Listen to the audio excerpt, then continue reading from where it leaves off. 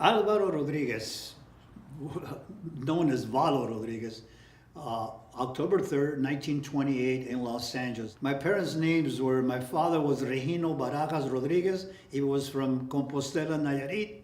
And my mother, Teresa, was from Chihuahua.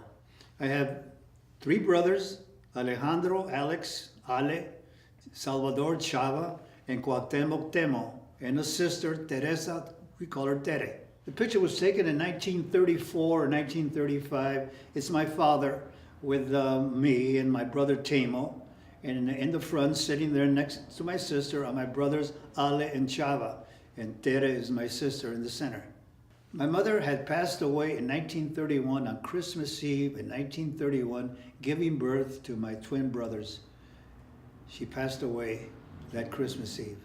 The government tried to separate us. They said that no man could raise 5 kids. They wanted to put places in foster homes. My father said no. He fought in court and he won the right to raise us. And then when we were about 4 or 5 years old, we were selected to be reparated. This was a reparation to Mexico by a Mexican, regardless whether you were a citizen or not. But what happened was the 5 of us got the mumps. So it was canceled, and we never asked when to reapply again for reparations. We just kept quiet, and that was the end of that. So we pulled one over on the government, I guess you could say that. We were raised in Boyle Heights, and also for a period in Lincoln Heights, near Chavez Ravine. On the other side of Chavez Ravine, Solano Valley, for a few years. Then we moved to Boyle Heights, where we went to school. I went to Hollenbeck Junior High School. So I started Roosevelt High School and I finished the 10th grade. I was 16 years old and I quit to join the military. At this time, I had 2 brothers, 2 stepbrothers already serving in the Pacific, an uncle in the Air Force and a brother-in-law in the Navy in the Pacific. So I decided I wanted to go. Now, World War II, the one thing I'll never forget, my father telling us, me and my brothers too, before we went into this, when we went into the service, don't ever be ashamed to be scared. Don't ever be ashamed to be scared. And don't forget, when your country needs you, you must answer. That's all there was to it. This is your country. It means a lot to me. I hope it means a lot to you. And that was basically it.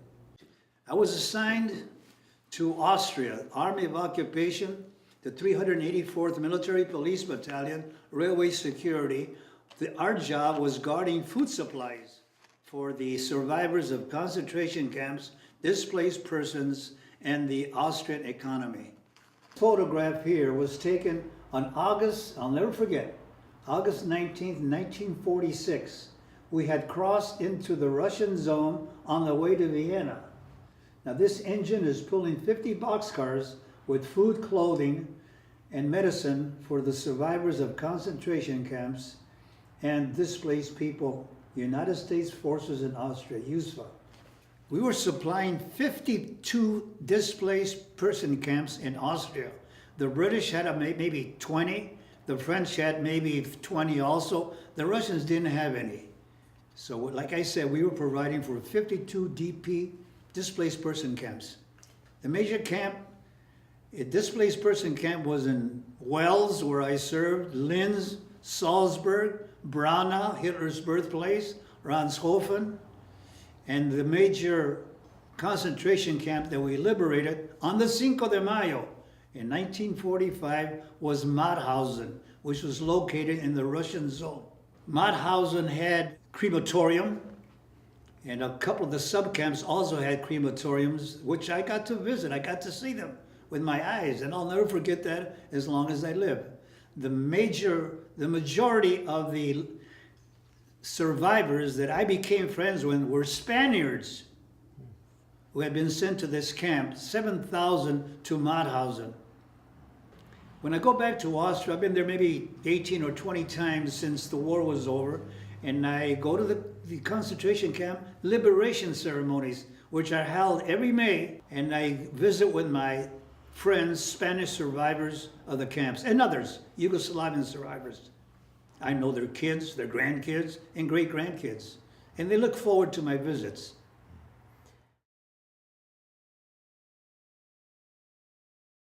I left the service in 1949, and I got a job. I decided to go back to school. I went to East LA Junior College and then Cal State Los Angeles, worked as a bartender, a cab driver, before I got assigned to teach in 1958 with the Los Angeles Unified School District.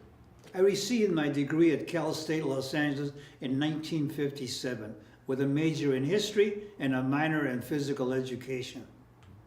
My father, the happiest day of his life, his son, who dropped out of high school, is graduating from college at this day. The ceremony is going to be held at the Hollywood Bowl.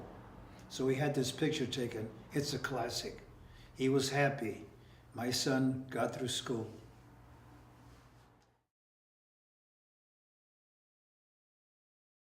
It affected me, my service in the military, that, like I said, you have to serve your country when they need you, and you learn a lot of things, what was going on in the world, what happened, our government, who you elected, etc.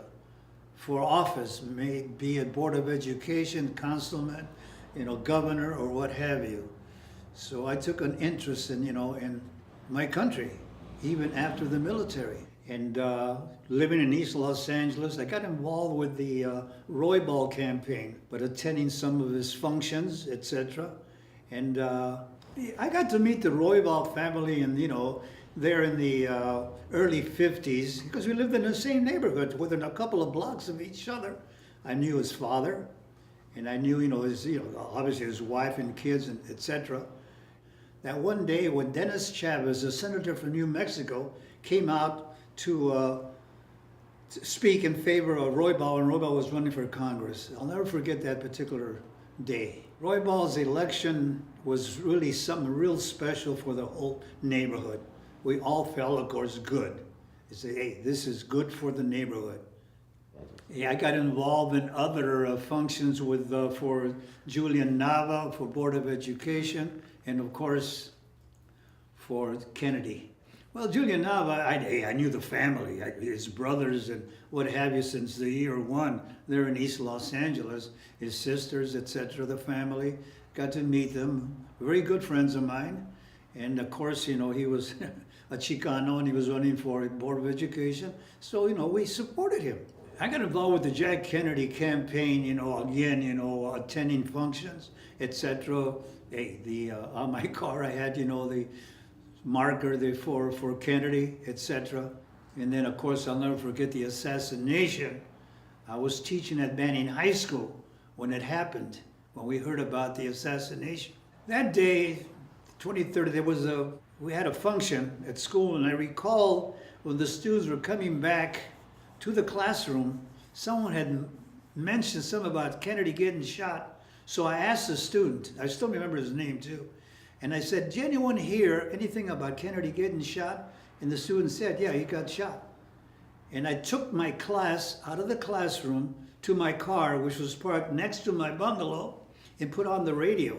And we got the word from Dallas, Texas, on the assassination. And then about 12:30, that Kennedy had died.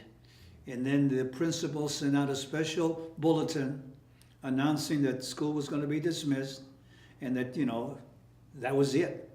And I went home crying, like many others, and put on TV, and did not stop watching TV for the next 72 hours till the funeral. A lot of changes, in the country since World War II. Things were not, we were not that active back in the 20s and 30s like we are now since World War II veterans came back. You could see how things changed with World War II veterans coming back and say, basta, we're not taking any more of this, second-hand citizenship anymore. We see all these court cases that have taken place, and the fact that, hey, now we're running for office. We hold a lot of offices in the state of California, the state legislature. Things have really improved. So I would credit World War II veterans for this, new activities that, they got involved with. Roybal, Nava were leading the charge, and others who are not as prominent today, School teachers, for instance, are leading the way. This improvement that we see. I think the major teachers, in this city of Los Angeles are, of Mexican descent. We really have contributed to this country. And I'm very proud of that.